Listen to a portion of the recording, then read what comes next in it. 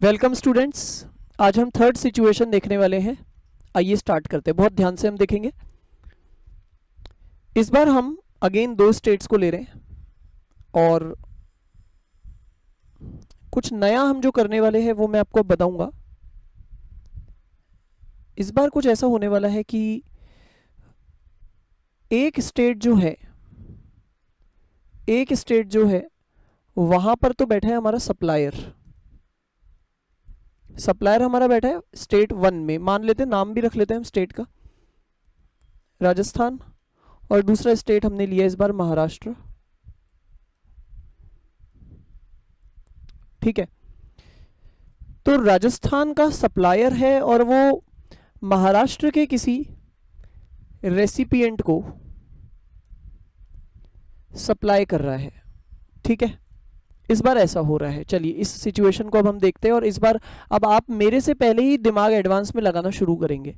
मतलब मेरे जवाब का वेट नहीं करेंगे, आप खुद अपना दिमाग आगे आगे दौड़ाते जाएंगे। अब आगे क्या बोलने वाले हैं सर, ये बात आप खुद दिमाग लगा के सोचते जाएंगे। यहाँ पे अब इस तरह सबसे पहले हम बिल बनाते हैं। सबसे पहले हम बिल बना देते हैं। सिंपल है, मान लेते हैं वही कि value of the supply is 100 rupees. अब इस बार आप मेरे को फटाफट जवाब देंगे। नेचर ऑफ सप्लाई क्या है? इस बार इंट्रा नहीं है, इंटर स्टेट है। इंटर स्टेट है तो क्या लगता है? आईजीएसटी लगता है। तो इसलिए यहाँ पर बिल में जोड़ने वाला है आईजीएसटी। हम वही मान लेते हैं 18% की रेट है। 18 रुपये का सीधे इस बार आईजीएसटी जुड़ा। 118 रुपये की फाइनल इनवॉइस वैल्यू बन के निकल गई। इसको हम कहते हैं इनवॉइस वैल्यू, यानी बिल की final value, bill value, invoice value है ये 118 रुपये। और इस वैल्यू के अकॉर्डिंग ए चुका देता है एस को पूरे 118 रुपये। बट हम जानते हैं कि एस के लिए केवल 100 रुपये ही रेवेन्यू है। 18 रुपये उसके लिए क्या है? Output GST. समझ रहे हैं, फॉलो कर रहे हैं? इसको ऐसा ही बोलेंगे ना, आउटपुट जीएसटी। यानी जीएसटी बताइए फटाफट, ये क्या है? जीएसटी रिसीवेबल है या जीएसटी पेएबल है? ये है जीएसटी पेएबल। अब एस यहाँ पर इस 18 रुपये को गवर्नमेंट को देगा। कौन सी गवर्नमेंट लेके जाएगी आईजीएसटी के 18 रुपये? ये लेके जाएगी सेंट्रल गवर्नमेंट। तो आइए अभी हम पहले सेंट्रल गवर्नमेंट का काम कर देते हैं। यहाँ सेंट्रल गवर्नमेंट खड़ी है और सप्लायर ने 18 रुपये आईजीएसटी के जो थे वो पकड़ा दिए हैं सेंट्रल गवर्नमेंट को। चलिए ठीक है, हम वैसे जानते हैं कि बैकएंड से अब ये 18 रुपये भी बराबर बंटने चाहिए। वो काम हम लास्ट में देखेंगे कैसे होगा, पर ठीक है, एक बार का तो काम हुआ। अब आगे बढ़ते हैं। नेक्स्ट हम चलते हैं, ए खुद भी एक डीलर है, हमने ऐसा माना है। और ऐसा मानते हुए अब ए बी को सप्लाई करता है। आइए देखते हैं बी के साथ किस तरीके से सिस्टम होने वाला है। ए बी को सप्लाई करता है, बिलिंग करते हैं, जरा बिलिंग बनाते हैं।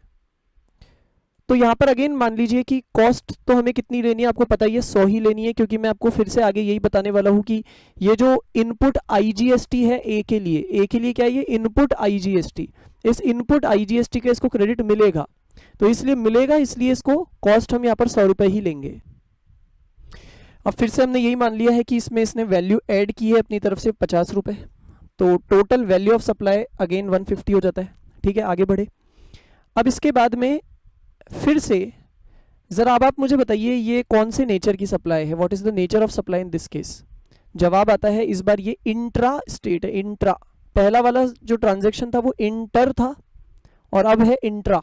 और इंट्रा स्टेट के केस में हम जानते हैं क्या क्या लगता है? सीजीएसटी और उसके साथ में या तो एसजीएसटी या यूटीजीएसटी। बट हम जानते हैं महाराष्ट्र क्योंकि एक स्टेट है, इसलिए कॉम्बिनेशन कौन सा रहेगा? CGST plus SGST.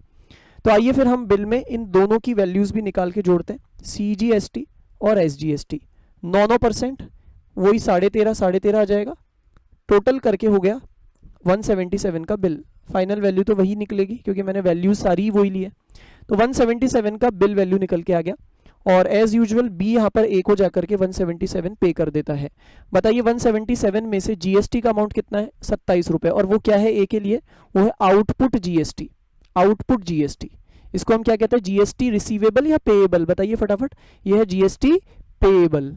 ए क्या बोलेगा कि यार ये तो मेरे खुद के हक का तो है ही नहीं 27 रुपये, ये तो मुझे सरकार को देने हैं। लेकिन कौन सी सरकार को देगा? ये सेंट्रल को भी देना पड़ेगा, स्टेट को भी देना पड़ेगा। चलिए अब हम सरकार के लेवल पे बात कर लेते हैं। यहां पे दोनों गवर्नमेंट आके खड़ी हो जाती है ए के सामने, कहती है भैया हमारे 13.5 दो। अब ए क्या बोलने वाला है आपको पता ही है ना, वही सेम डायलॉग। ए कौन सा डायलॉग देगा? अभी वो बोलेगा मैं पूरे 13.5 नहीं दूंगा। क्यों नहीं दूंगा? क्योंकि मैंने ऑलरेडी इनपुट टैक्स 18 रुपए का भरा हुआ है। इस बार किस नाम से भरा था इसने इनपुट टैक्स? इस बार इसने आईजीएसटी वाला इनपुट भरा था। तो ये यहां पे गवर्नमेंट्स को यही बात कह रहा है कि याद करो मैंने ऑलरेडी 18 रुपए दिए हुए हैं। तो मैं आपको अब यही बता देता हूं। सवाल उठता है क्या जो 18 रुपए का इसने इनपुट टैक्स दिया था, क्या इस 18 रुपए के इनपुट टैक्स का इसे क्रेडिट मिलेगा? क्या इसको इस इनपुट टैक्स का क्रेडिट मिलेगा? यस, बिल्कुल मिलेगा, बिल्कुल मिलेगा, इसमें कोई डाउट नहीं है। चलिए अब हम आगे बढ़ते हैं। किस तरह सिस्टम चलने वाला है देखिए, हम जानते हैं कि वैसे तो 13.5 रुपए चुकाने थे, बट क्रेडिट मिलेगा, है ना? सही बात है, क्रेडिट मिलेगा। आइए हम क्रेडिट लेते हैं। हम जानते हैं इनपुट टैक्स हमारा है 18 रुपए का। हमारे पास में इनपुट टैक्स का कितना बैलेंस पड़ा है? 18 रुपए का पड़ा है। किस नाम से है वो? आईजीएसटी के नाम से। यानी हमारे पास इनपुट आईजीएसटी का कितना बैलेंस पड़ा है? 18 रुपए का पड़ा है ना?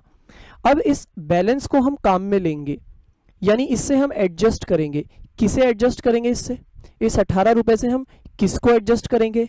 हम इस 18 रुपए से सीजीएसटी और एसजीएसटी को एडजस्ट करेंगे। अब फिर यहाँ पे डाउट आता है, भाई किसको एडजस्ट करें इन दोनों में से भी? पहले हम सीजीएसटी के काम में लगाए 18 रुपए को, या पहले हम एसजीएसटी के काम में लगाए 18 रुपए को, है ना? तो मैं अब आपको इसका जवाब बताता हूं। आपकी इच्छा है वही आप कर सकते हो, जैसा आपको ठीक लगे। मतलब यहाँ पे लॉ ऐसा कहता है, हम लॉ की भाषा तो बाद में पढ़ेंगे, बट यहाँ पे मैं आपको पहले ही बता रहा हूँ, जीएसटी का लॉ हम बाद में जब पढ़ेंगे उसमें हमें यह बताया जाएगा कि आप इस इनपुट आईजीएसटी को किसी के भी अगेंस्ट काम में ले सकते हो, कितना कितना भी। भाई आपके पास में दो ऑप्शन है ना, सीजीएसटी या एसजीएसटी में से किसके काम में ले, तो मैं आपको उसी का जवाब दे रहा हूं। आप दोनों में से किसी के अगेंस्ट भी इसे काम में ले सकते हैं, जितना आपको मर्जी है उतना। अब आप बोलेंगे सर समझ में नहीं आई थोड़ी बात, मैं आपको बताता हूँ, कोई चिंता की बात नहीं है, आप सुनिए मेरी बात।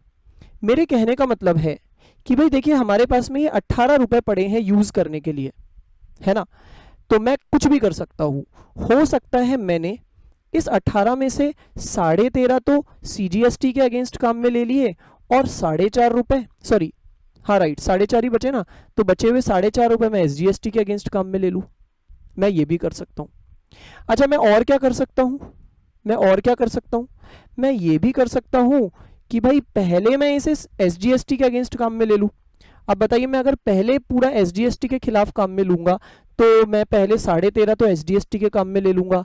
अब 18 में से 13.5 गए तो कितने बच गए? 4.5, वो मैं सीजीएसटी के अगेंस्ट काम में ले लूंगा। ये भी मैं कर सकता हूं। अच्छा और मैं क्या कर सकता हूं? मैं ऐसा भी कर सकता हूं, मेरी मर्जी है जितना मैं एसजीएसटी के काम में लूं और मर्जी है जितना मैं सीजीएसटी के काम में लूं। जैसे मान लीजिए मैं सोच रहा हूं यार 18 में से ना मैं काम करता हूं, 18 में से 9 रुपए मैं यहां काम में ले लेता हूं और 9 रुपए वहां काम में ले लेता हूं, या कुछ और मैंने तो कुछ और कर लूंगा कि 8 रुपए मैं सीजीएसटी के काम में ले लेता हूं और 10 रुपए एसजीएसटी के काम में ले लेता हूं। मतलब आप समझ रहे हैं मेरा मतलब? पूरी फ्लेक्सिबिलिटी है। आप इस आईजीएसटी के क्रेडिट को जिसके भी काम में जितना भी लेना चाहे आप ले सकते हैं, पूरी तरह आपकी विश है। तो जब हमारी विश है तो ठीक है ना, हम कुछ भी कर लेते हैं। एक काम करते हैं फिर हम फाइनली कि हम इसका आईटीसी यानी इनपुट टैक्स क्रेडिट ले लेते हैं। 13.5 रुपए तो हम सीजीएसटी से एडजस्ट कर लेते हैं और 4.5 रुपए हम बचा हुआ एसजीएसटी से एडजस्ट कर लेते हैं। कितना कितना रह गया बताइए जरा? 0 रुपीज हमें चुकाने हैं सेंट्रल गवर्नमेंट को, लेकिन 9 रुपए चुकाने हैं स्टेट गवर्नमेंट को। यही रहेगा सिस्टम। ठीक है, क्लियर हो गया? अच्छे से समझ में आ रहा है आपको? अच्छा अब मैं आपसे फिर यहाँ पे नेक्स्ट क्वेश्चन पूछता हूँ, आप आंसर देंगे। मैंने यहाँ पर आपको बताया फाइनली कि स्टेट गवर्नमेंट के पास यहाँ पर कितने रुपए आए हैं? 9 रुपए। तो अब मेरा सवाल है आपसे, ये राजस्थान स्टेट गवर्नमेंट के पास आए होंगे या महाराष्ट्र के पास आए होंगे? बहुत सिंपल आंसर है।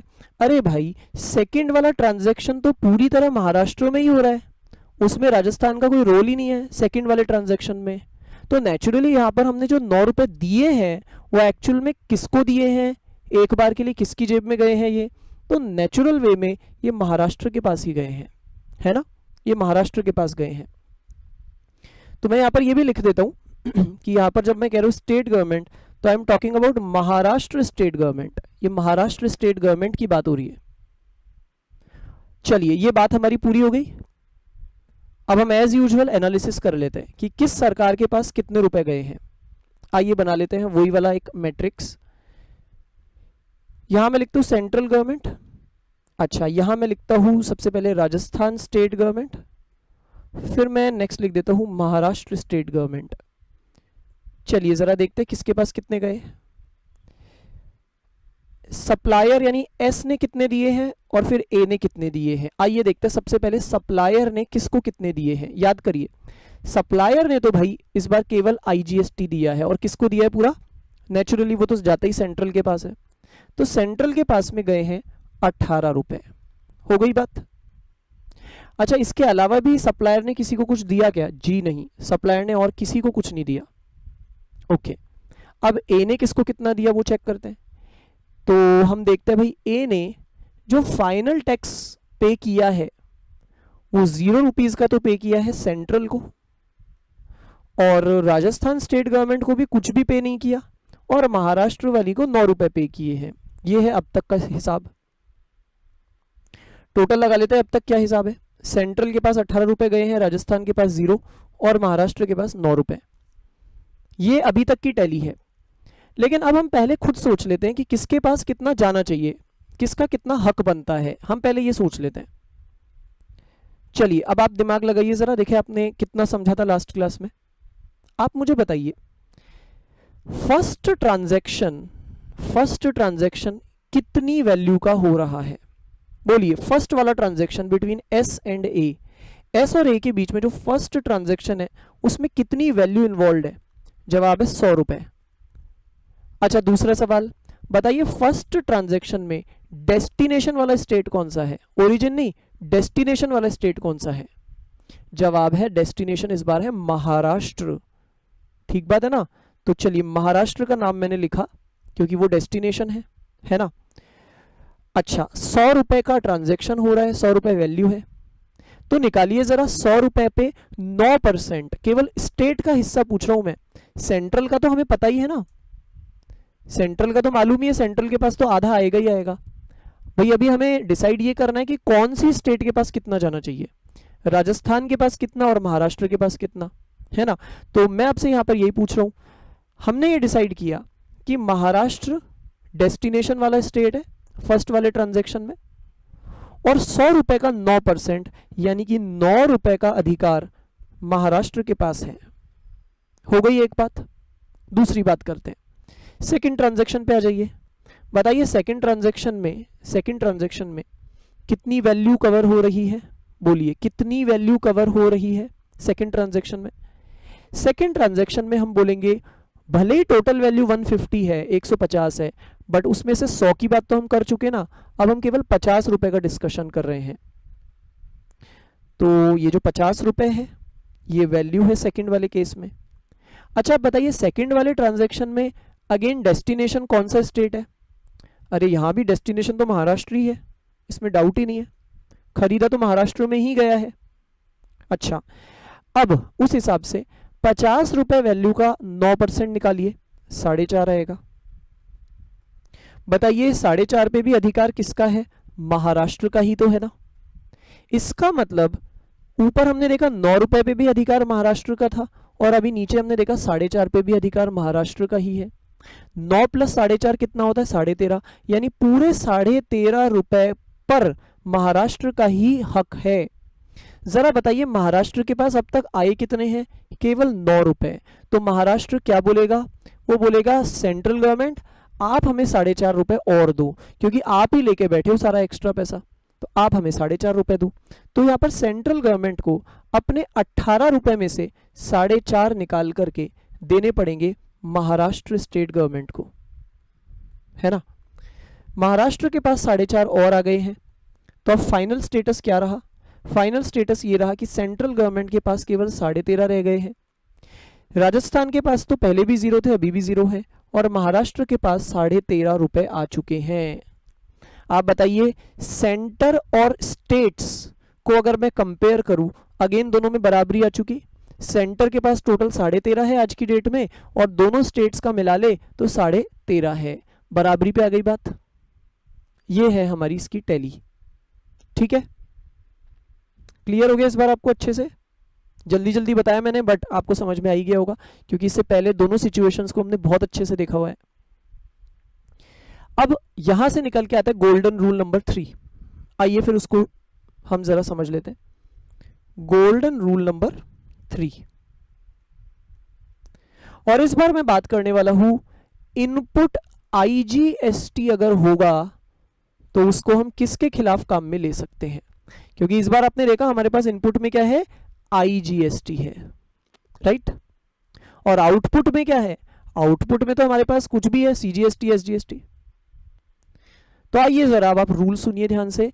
जब हमारे पास इनपुट में आईजीएसटी होता है, अब इसका मतलब आप समझ गए, यानी जब मैंने परचेजेस करते समय आईजीएसटी चुकाया था, उसका हमको पता है क्रेडिट तो मिलेगा, मिलेगा ना क्रेडिट, तो किसके अगेंस्ट मैं उसे यूज कर सकता हूं, किसके अगेंस्ट मैं उसका एडजस्टमेंट कर सकता हूं, किसके अगेंस्ट मैं उसका क्रेडिट ले सकता हूं। आइए जरा समझते हैं। रूल कहता है कि इनपुट आईजीएसटी को सबसे पहले आप उसके खुद के परिवार के काम में लोगे। ये मैंने आपको पहले भी बताया, सबके साथ यही रूल है, सब पहले अपने जाति भाइयों की मदद करते हैं, यानी अपने परिवार वालों की मदद करेंगे। तो यहां भी इनपुट आईजीएसटी को पहले आप काम में लेंगे आउटपुट आईजीएसटी के लिए, आउटपुट आईजीएसटी के लिए। ठीक है, अच्छा मान लेते हैं आपने इनपुट आईजीएसटी का बहुत बड़ा सारा बैलेंस था आपके पास, आपने उसमें से थोड़ा काम में ले लिया आउटपुट आईजीएसटी के, और आउटपुट आईजीएसटी का तो काम हो गया, वो तो था ही थोड़ा सा, मान लेते 30 रुपए का था, और ये तो आपके पास 100 रुपए का बैलेंस पड़ा है, आपने 100 में से 30 रुपए तो इसके काम में ले लिए, ये तो फ्री हो गया। आउटपुट आईजीएसटी का तो बैलेंस 0 हो गया, अब आपको आउटपुट आईजीएसटी कुछ भी नहीं चुकाना, उसकी बात पूरी हो गई। लेकिन इनपुट आईजीएसटी तो अभी भी पड़ा है आपके पास, अब आप क्या करेंगे, सुनिए। अब जो बच जाता है उसे आप पड़ोसियों के काम में ले सकते हैं। पड़ोसी कौन है यहां पर, तो आप ध्यान से सुनेंगे। अब इस बार हम बात कर रहे हैं सेंट्रल या स्टेट, यानी सीजीएसटी या एसजीएसटी के किसी के भी खिलाफ आप काम में ले सकते हैं इस बैलेंस को। अब जो बच गया है उसे आप किसी के भी खिलाफ काम में ले सकते हैं। आपको अगर लग रहा है, जैसे मान लीजिए बच कितना गया, 70 रुपए बच गए अभी, है ना, 100 में से 30 तो हमने काम में ले लिए थे, 70 रह गए। अब आप 70 रुपए को चाहे तो पूरा ही सीजीएसटी के काम में ले लो, चाहे तो पूरा ही एसजीएसटी के काम में ले लो, या थोड़ा सीजीएसटी थोड़ा एसजीएसटी के काम में ले लो। मैंने आपको बताया भी था ना अभी ऊपर वाली हमारी अभी वाली सिचुएशन में भी। तो यानी अब इस बचे हुए इनपुट आईजीएसटी को लेके आपको पूरी छूट है, आप किसी के भी काम में कितना भी ले सकते हो, सीजीएसटी या एसजीएसटी में से किसी में भी। ठीक है, अच्छे से क्लियर हो गई ये बात आपको? अच्छा, आपने देखा होगा कि अभी जो हमने लास्ट सिचुएशन की है, इस सिचुएशन में तो भाई हमारे पास में इनपुट तो आईजीएसटी था, क्या था, इनपुट तो आईजीएसटी था, लेकिन आउटपुट में हमारे पास आईजीएसटी नहीं था। पता है, अगर हमारे पास आउटपुट में आईजीएसटी होता ना तो पहले हम उसके ही काम में लेते इसको। भाई इनपुट तो आईजीएसटी है और आउटपुट भी अगर हमारे पास आईजीएसटी होता तो हम पहले आउटपुट आईजीएसटी के काम में ही लेते, लेकिन यहां तो ऐसा था ही नहीं। इसलिए फिर हमने सेकंड वाले केस को फॉलो किया, सेकंड वाले जो स्टेप था उसे फॉलो किया। वो क्या था कि फिर आप आउटपुट सीजीएसटी या एसजीएसटी के काम में ले सकते हो, और हमने ऐसा ही किया। हमने फिर आउटपुट सीजीएसटी या एसजीएसटी के काम में इसको ले लिया, जितनी हमारी मर्जी हुई। तो हमने इस बार ऐसा किया था भी 13.5 तो सीजीएसटी के काम में ले लिया और 4.5 एसजीएसटी के काम में ले लिया। ठीक है, ये बात समझ गए? तो यहां से आपने गोल्डन रूल नंबर 3 भी समझ लिया है अच्छे से, कोई दिक्कत नहीं है। अच्छा, यहां पे मैंने आपको 3 गोल्डन रूल्स बता दिए हैं। मैं आपको एक और बात बता देता हूं, देखिए याद रखिए। मैंने आपको ये तीनों गोल्डन रूल्स बताते समय एसजीएसटी के लिए जो भी कुछ बताया वो सेम बात आप यूटीजीएसटी के लिए भी मान लीजिएगा। वापस कहता हूं, मैंने आपको इन तीनों गोल्डन रूल्स बताते समय जो जो भी बात एसजीएसटी के लिए बोली वही बात आप यूटीजीएसटी के लिए भी लगा लीजिएगा, क्योंकि मैंने आपको बताया एसजीएसटी या तो एसजीएसटी होता है या यूटीजीएसटी होता है, इन दोनों में से कोई एक ही चीज होगी। अब जैसे मान लीजिए अभी मैंने आपको बताया कि आप यहां पर सीजीएसटी या एसजीएसटी में से किसी के भी काम में ले सकते हैं। अरे भाई अब सीधी बात है, मान लीजिए मेरा है ही वो यूनियन टेरिटरी यूटी है, तो फिर एसजीएसटी की बात ही नहीं होगी ना, फिर तो हम बात ही यूटीजीएसटी की करेंगे। तो उस केस में मैं आपको फिर ऐसे बोलूंगा कि आप सीजीएसटी या यूटीजीएसटी में से किसी के भी काम में ले लो। तो ये तो आप भी समझ रहे होंगे ना कि मैं भले ही बार बार नाम एसजीएसटी का ले रहा हूं, लेकिन जो बात मैं एसजीएसटी के लिए कह रहा हूं वो ही बात आप यूटीजीएसटी के लिए भी मान के चलिएगा, ठीक है। और जैसे मैं और पीछे चलूं तो हमने जो सिचुएशन नंबर 2 देखी थी, गोल्डन रूल नंबर 2, वहां भी गोल्डन रूल नंबर 2 में भी हमने देखा था, क्या देखा था कि इनपुट सीजीएसटी का क्या सिस्टम होता है वो हमने समझा। अच्छा, ऐसे इनपुट एसजीएसटी का भी मैंने आपको बताया था। तो मैं आपको यही कहना चाह रहा हूं कि जो बात मैंने आपको इनपुट एसजीएसटी के लिए बोली ना, अब आप समझ जाइए वही बात मैं आपको इनपुट यूटीजीएसटी के लिए भी बोलूंगा। जरा बता दीजिए, इनपुट यूटीजीएसटी अगर होता तो आप क्या करते, आप बोलिए। फिर से उसी तरीके से हम बोलेंगे, सबसे पहले तो ये अपने खुद के परिवार की मदद करेगा, यानी अगर कोई आउटपुट में भी यूटीजीएसटी खड़ा है तो पहले तो ये उसको मदद करेगा। अच्छा, फिर भी रह जाए तो फिर ये आउटपुट आईजीएसटी की मदद करेगा, है ना। अच्छा, अब मैं आपसे फिर से पूछता हूं, बताइए क्या कभी ऐसा हो सकता है कि ये आउटपुट सीजीएसटी की मदद करे? ऐसा हो सकता है क्या? अरे ये तो पॉसिबल ही नहीं है ना, हो ही नहीं सकता ऐसा तो, क्योंकि जैसे एसजीएसटी और सीजीएसटी के आपस में नहीं बनती, दोनों में 36 का आंकड़ा है, वैसे यूटीजीएसटी और सीजीएसटी की भी तो नहीं बनेगी ना, ये दोनों एक दूसरे की मदद नहीं कर सकते। अच्छा, अगर मैं आपसे ये पूछूं, बताओ क्या इनपुट यूटीजीएसटी आउटपुट सीजीएसटी की मदद, सॉरी एसजीएसटी की मदद कर सकता है? बोलिए इसका क्या जवाब है। अरे ये क्वेश्चन तो सुनते ही आपके दिमाग में आना चाहिए, सर ये तो क्वेश्चन ही वैलिड है ही नहीं, ये तो इनवैलिड क्वेश्चन है। क्यों? क्योंकि यूटीजीएसटी और एसजीएसटी दोनों एक साथ कभी हो ही नहीं सकते। अगर मेरे केस में, मैं मान लीजिए एक सप्लायर हूं, मेरे केस में अगर यूटीजीएसटी है तो एसजीएसटी हो ही नहीं सकता, क्योंकि मैं या तो यूनियन टेरिटरी में रहता हूं या मैं स्टेट में रहता हूं, कोई एक ही जगह तो रहता हूं ना, दोनों में थोड़ी मैं रहता हूं। इसलिए ये तो क्वेश्चन ही इनवैलिड है, ये दोनों एक साथ तो एग्जिस्टेंस में कभी हो ही नहीं सकते, इसकी तो बात ही छोड़ दीजिए। अब बताइए क्लियर है ना आपको सब कुछ, हर बातें ठीक है। तो बड़ी इंपॉर्टेंट बातें अभी हमने डिस्कस की है लास्ट बहुत सारी क्लासेस से, जब से हमने जीएसटी स्टार्ट किया है। बहुत सारे इंपॉर्टेंट कॉन्सेप्ट्स आपको समझ में आए हैं। बीच बीच में मैंने आपको कुछ स्पेशल टर्म्स, कुछ स्पेशल बातें भी बताई है, जैसे कि हमने कास्केडिंग इफेक्ट क्या होता है ये समझा था, याद है ना आपको अच्छे से कास्केडिंग इफेक्ट। उसके अलावा फिर हमने ये भी समझा था कि भाई पुराने वाले सिस्टम में और अभी जीएसटी वाले में कहाँ कहाँ डिफरेंसेस हैं, हमने वो डिफरेंसेस को नोट किया था। हमने देखा था कि जो पुराने वाले टैक्सेस होते थे उसमें क्या होता था, या तो वो टैक्स केवल ही सेंट्रल गवर्नमेंट लेती थी या उनमें से कोई टैक्स केवल ही स्टेट लेती थी। लेकिन अभी क्या हो रहा है, कॉन्करेंट, ड्यूअल कॉन्करेंट मॉडल है, दोनों सरकारें एक साथ ले रही है एक ही ट्रांजैक्शन पे, ठीक बात है ना। और हमने क्या डिफरेंस देखा था, हमने देखा था भाई पहले अगर एक टैक्स सेंट्रल गवर्नमेंट ने ले लिया था तो उसका क्रेडिट हमें स्टेट गवर्नमेंट कभी नहीं देती थी, और बात वाजिब भी थी। लेकिन इससे जो खरीदार होता था उसका तो नुकसान हो जाता था, उसके लिए कास्केडिंग हो जाती थी, कास्केडिंग होने के कारण उसको बहुत महंगा मिलता था वही प्रोडक्ट। हमने देखा था ना ये सब चीजें कि कास्केडिंग होने से प्रोडक्ट कितना महंगा हो जाता है, टैक्स पे टैक्स लगने से, है ना। लेकिन जीएसटी का फायदा ये है, यहाँ पे ये झंझट है ही नहीं, यहाँ पे सेंट्रल और स्टेट गवर्नमेंट की लड़ाई है ही नहीं आपस में, क्योंकि दोनों साथ में चल रहे हैं। हाँ, लेकिन हमने ये जरूर देखा कि सीजीएसटी और एसजीएसटी एक दूसरे की मदद कभी नहीं करेंगे, यानी वो एक दूसरे के अगेंस्ट एडजस्ट कभी नहीं हो सकते। साथ में मैंने आपको बड़ा इंपॉर्टेंट आईटीसी का कॉन्सेप्ट बताया। आईटीसी यानी इनपुट टैक्स क्रेडिट क्या होता है। हाँ, वैसे मैं आपको ये भी बता दूं कि इनपुट टैक्स क्रेडिट का एक सेपरेट चैप्टर हम पढ़ेंगे, उसमें हम इनपुट टैक्स क्रेडिट की बहुत और भी गहराई जानेंगे, बहुत डिटेल्स हम और भी देखेंगे। ठीक है, तो इनपुट टैक्स क्रेडिट भी आपको समझ में आए कि ये होता क्या है।